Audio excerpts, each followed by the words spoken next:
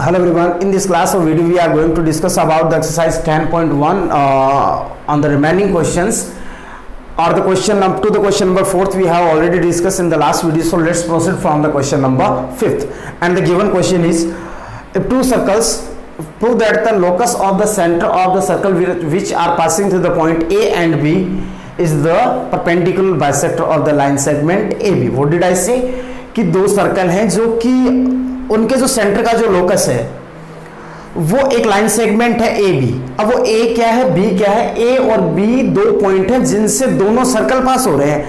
Let's suppose these are two circle, it is the point A and this is the point B. Both the circles are passing through the point A and B. And what we have to prove? We have to prove, let's suppose O is the center of this one circle and O dash is the center of the another one circle. And the locus of these both of the centers is the perpendicular bisector of line segment AB. Again, I am pronouncing or repeating the statement. Prove that the locus of the center of two circles which are passing through the point A and B is perpendicular bisector of AB. Clear है? तो हमें ये prove करना है. इसको point P ले लेता हूं. It is the question number 5th. So first of all, given that two circles with center O and O dash are passing through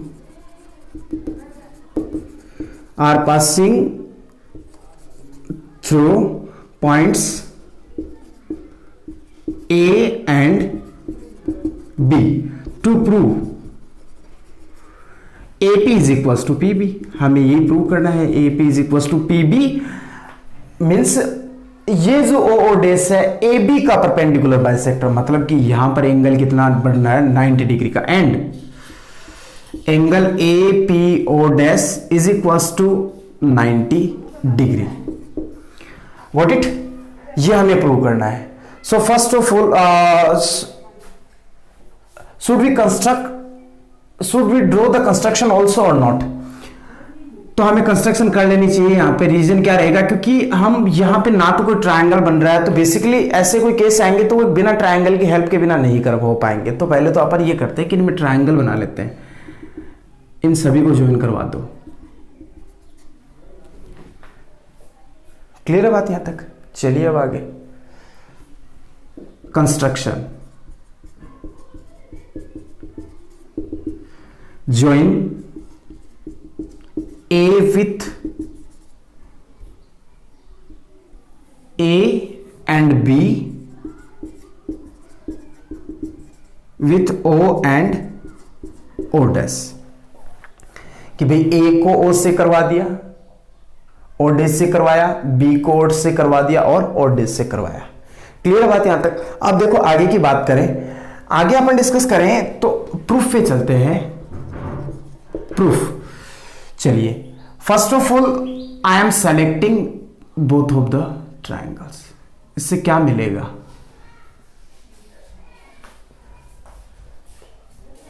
चलो करो. From triangle AOO dash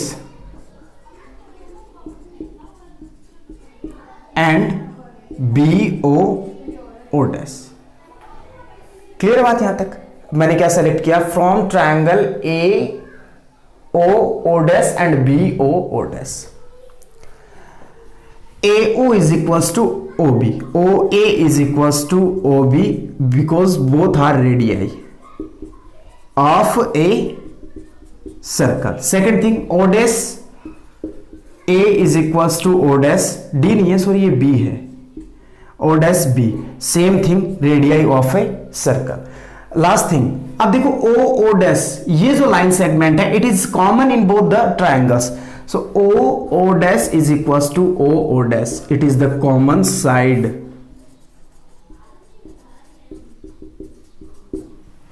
so using the criteria of triple S, क्योंकि तीनों side equal हो गई, triple S criteria और property, what can we say? Both the triangle A O dash, या फिर जो अपन ने सेलेक्ट किया वही लिख देता हूं, A O dash is congruent to triangle A O किसके इक्वल है, बी ओ के, तो अपन पहले बी लेंगे फिर O dash, triangle B O dash, और वी कैंसिल, साइड इक्वल हो गई। अब हमें इस पहली बात तो ये कि हमने ऐसा क्यों किया, हमने ये ट्राइंगल क्यों नहीं सेलेक्ट किया, ये कर लेते फिर दोनों को कॉन्ग्रुएंट करते। तो इसके लिए अपने पास मैक्सिमम 2 एलिमेंट ही इक्वल हो रहे हैं, थर्ड एलिमेंट अपने पास पॉसिबल नहीं है अभी, तो पहले हम थर्ड एलिमेंट सेलेक्ट करेंगे। थर्ड एलिमेंट का मतलब या तो साइड या फिर कोई एंगल, तो इस सिचुएशन में हम ये एंगल इक्वल कर सकते हैं, क्योंकि कोरस्पॉन्डिंग पार्ट हो गया ना, ये इसके इक्वल, ये इसके इक्वल और ये इसके इक्वल हो जाएगा। तो हम ये फिर बाद में ये ट्रायंगल सेलेक्ट करेंगे, तो इस ट्रायंगल का एक एलिमेंट अपन ये एंगल सेलेक्ट कर लेते हैं, से कि बाय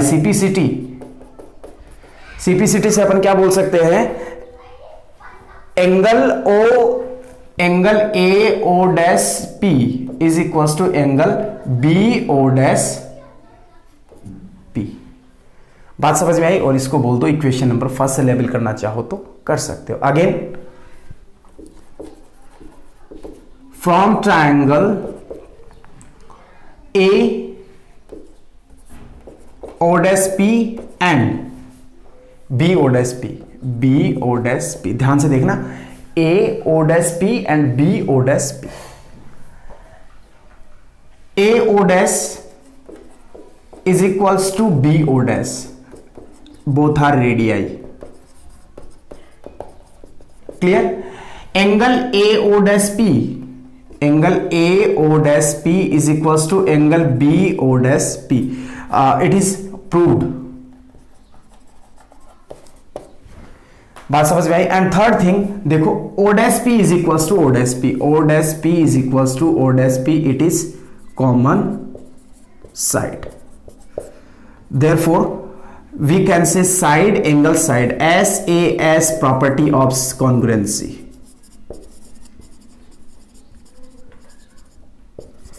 जिससे क्या हो जाएगा, triangle A O dash P is congruent triangle B O dash P, क्योंकि हमने इन दोनों ट्राइंगल के लिए डिस्कस किया है, A O dash P B O dash P, दोनों ट्राइंगल्स कॉन्ग्रुएंट हो गए, तो इनके जो कोरस्पॉन्डिंग पार्ट है बाय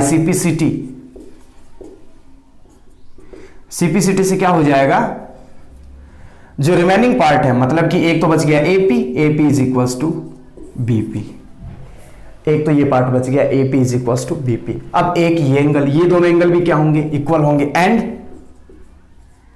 एंगल ओ या फिर ए पी ओ डैश, ध्यान देना क्या है, A P O dash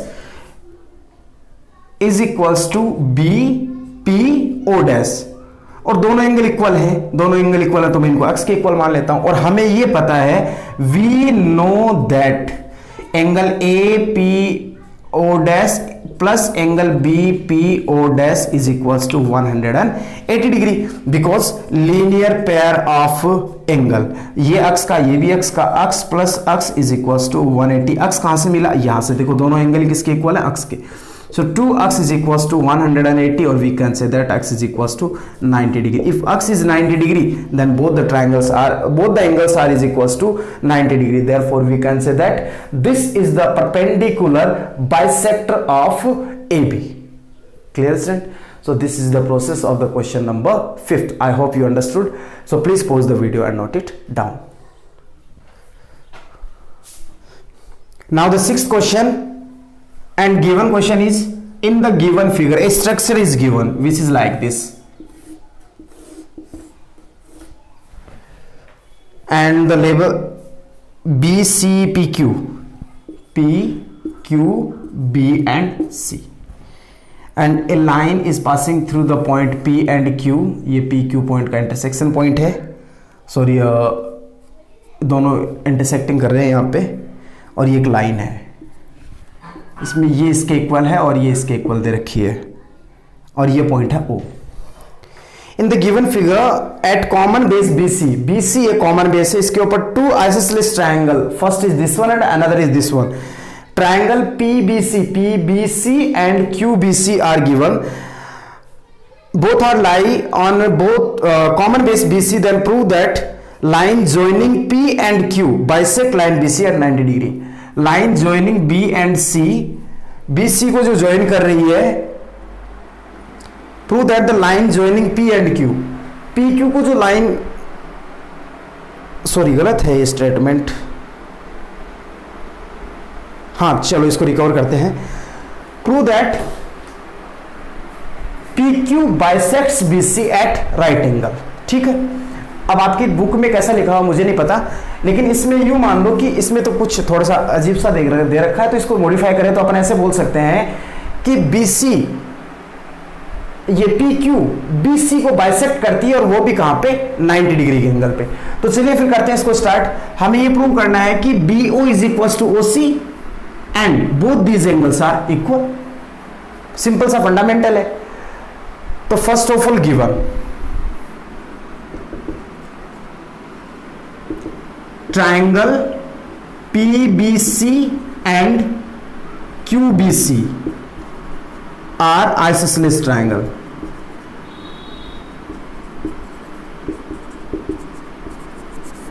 In which PB is equals to PC and QB is equals to QC. These two things are given. Triangle. ठीक है, अब ये दोनों लाई कर रहे हैं सेम बेस पे, ये लिखना कंपलसरी नहीं है, ठीक है, क्योंकि इंपॉर्टेंट तो है नहीं, साफ दिख रहा है BC पे है, अपन ने स्ट्रक्चर से ड्रॉ कर दिया है। अब आगे की बात, टू प्रूव, हमें प्रूव क्या करना है, BO is equals to OC and angle POB is equals to 90 degree. अब ये 90 का हो जाएगा तो ये ऑटोमेटिक 90 का हो जाएगा। बात समझ में, कंस्ट्रक्शन की जरूरत नहीं है, ऑलरेडी यहां पे ट्राइंगल बन रहे हैं। अब इसके प्रूफ पे बात करते हैं, प्रूफ पे डिस्कस करें। So first of all select triangle PBQ from triangle PBQ and triangle PCQ। देखो PB is equals to PC, ये हमें दे रखा है, PB is equals to PC, check it from the structure, it is given, और ये यहां पर भी है PB is equals to PC।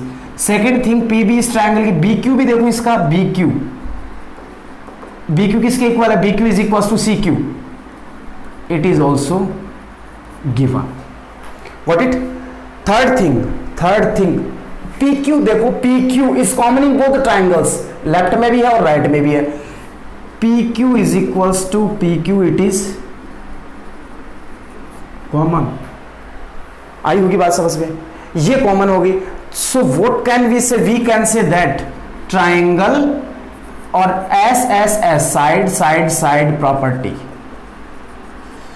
triangle PBQ is congruent to triangle PCQ. Both of the triangle are congruent. Congruent हो गए तो using CPCT of criteria of, ये एंगल इसके इक्वल कर दो, चाहे ये एंगल इसके इक्वल कर दो, कोई भी एक एंगल इक्वल कर दो, और यहां से मैं बोल सकता हूं angle BPO is equals to angle CPO, and let's suppose it is the equation number first. अब चलो आओ नेक्स्ट टारगेट पे। नेक्स्ट टारगेट अपन, हमें एक्चुअली में ये दोनों प्रूव करने हैं, तो ये किस ट्रायंगल में, ये साइड नीचे वाले ट्रायंगल में भी है और ऊपर वाले में भी है। ऊपर वाले का हमने ये एलिमेंट प्रूव कर दिया, तो हम इन दोनों ट्रायंगल को प्रायोरिटी बेसिस पे रखेंगे। So from triangle BPO and triangle CPO, देखो यहां से BP is equal to CP, BP is equal to CP, it is given वहां से। नेक्स्ट क्या हो गया, PO is equal to PO, ये कॉमन है, ध्यान से देखो, कॉमन साइड। थर्ड एंगल जो कि हमने ये प्रूव कर दिया है, BPO is equal to angle CPO, it is prove. ठीक है, यहां तक साइड एंगल साइड SAS, ये मत कर देना, देखो साइड इनके बीच वाला एंगल ले रहे हैं अपन, तो ये होना चाहिए साइड एंगल साइड। यदि ये एंगल है तो ये ASS, ऐसा कोई क्राइटेरिया अवेलेबल नहीं है, तो हम ये नहीं सेलेक्ट कर सकते कि आप भाई कि ये दोनों एंगल कर दो और फिर कि अपना तो हो गया सर SS क्राइटेरिया, नहीं, गलत हो जाएगा।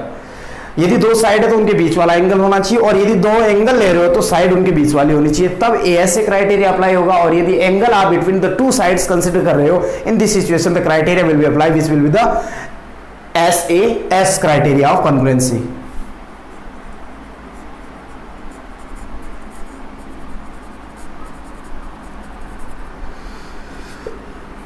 So what can we say? Both of the triangle BPO as we written here is congruent to triangle CPO। ध्यान रखना corresponding part, यदि BP पहले इक्वल है तो CP भी इक्वल होना चाहिए, BP CP के equal, BP equal to CP, PO equal to PO and BO equal to CO, ऐसे केस चलेगा ये। तो क्या बच गया? BO is equal to CO हमें प्रूव करना है, वो अपने ट्राइंगल से क्लियरली हो रहा है, तो CPCT BO is equal to CO, BO is equals to CO। One thing we have proved। Clear है बात यहाँ तक? And one more thing, angle POB यहां मेंशन कर रहा हूं, angle POB is equals to angle POC is equals to x, और ये मैंने अज्यूम कर लिया है। अब चलो बात करते हैं, इन दोनों का सम कितना होना चाहिए, आप खुद से सोच के बताओ। Because linear pair of angles, इनका सम हो गया 180 degree. It is x and this is also x, plus x is equals to 180, 2 x is equals to 180 degree and x is equals to 180/2, और we can say x is equals to 90 degree। I hope you understood। and x is the value of both of the angles, so angle POB is equals to angle POC and which is equals to 90 degree। therefore what can we say? We can say that BQ is perpendicular from here and bisector of the line segment BC। और ये जो अपना quadrilateral बन रहा है, ये किस type का quadrilateral है? It is looking a kite। बात समझ में आई? So it is the process of the solution of the question number 6। I hope you understood. So please pause this and note it down.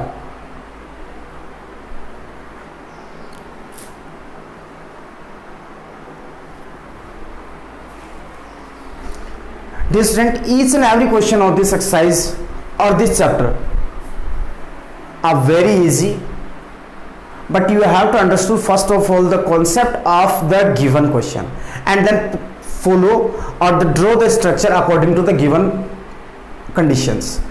after it, just in your mind what we have to calculate or what we have to prove, and after it you need a construction of to solve this question or not। if it is requirement, then according to situation you have to draw a suitable or comfortable construction for it, and then apply the maximum mathematics as you know in your mind, all the mathematics you have learned from your first standard to 10th standard, just implement the complete mathematics, and then easily you will calculate और you will get your answer. देखो ज्यादा typical matter नहीं रहेगा, जितना आपको आता है वो सारा का सारा एक साथ डाल दो। एक्चुअली ये जो मैथमेटिक्स है ये कोई फॉर्मूला बेस्ड नहीं है, और ना ही इसका कोई प्रोसीजर तो खैर है क्वेश्चन का होता है, लेकिन हम पिछले क्वेश्चन को फॉलो करते हुए सेकंड क्वेश्चन सोल्व कर लें, ये पॉसिबल नहीं हो पाएगा। कभी कभी ऐसा होता है कि complete concept of each and every question will be different from the last question. तो ये जो डिफरेंस है ये हमें थोड़ा सा डाउटफुल कर देता है या थोड़ी मिसअंडरस्टैंडिंग क्रिएट करता है। तो ये मिसअंडरस्टैंडिंग को रिमूव करने के लिए आप सबसे पहले तो इसकी जो भी बैकग्राउंड है, जो भी इसकी थियरी है, उसके बारे में आप नोन होने चाहिए, चाहे वो एक बेसिकली पॉइंट की डेफिनेशन ही क्यों ना हो। यदि आप हर एक चीज से कोई भी एक चीज अवॉइड करोगे तो वो कहीं ना कहीं आपको प्रॉब्लम क्रिएट करेगी, वो थिंग आगे चल के। तो यदि ये मैटर समझना है तो इसके लिए आपको इसका बेसिक इंट्रोडक्शन बहुत ही कंपलसरी रहेगा। कभी कभी क्या है कि कुछ चैप्टर ऐसे होते हैं जैसे मान लीजिए अपन ने 17 चैप्टर पढ़ा, तो उसमें यदि आपने मीन नहीं डिस्कस किया है, आपने डायरेक्ट मोड पे गए तो प्रॉब्लम नहीं है, मोड आपको आ जाएगा।